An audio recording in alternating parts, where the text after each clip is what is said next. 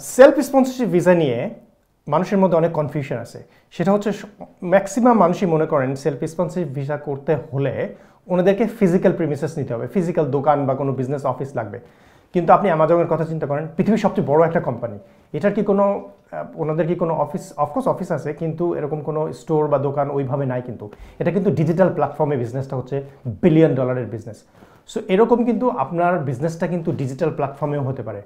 আমি যেখানে বসে আছি এটা হচ্ছে ইউকে বাংলা মার্কেট প্লেসের একটা স্টুডিও। তো ওনাদের কিন্তু ডিজিটাল মার্কেটিং প্ল্যাটফর্ম হচ্ছে, ওনারাও কিন্তু সেলফ স্পন্সরশিপ ভিসা করে থাকেন। সো ওনাদের যেই প্ল্যাটফর্মটা এটা হচ্ছে ডিজিটাল মার্কেট প্লেস।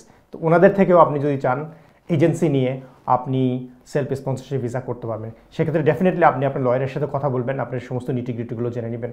সো এই কনফিউশনটা আমি দূর করতে চাচ্ছি যে সেলফ স্পন্সরশিপ ভিসার জন্য আপনার ফিজিক্যাল প্রিমিসেস বা দোকান বা শপ থাকার কোনো প্রয়োজন নেই।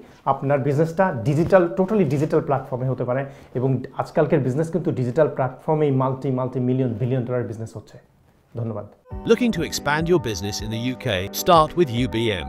Expand with confidence.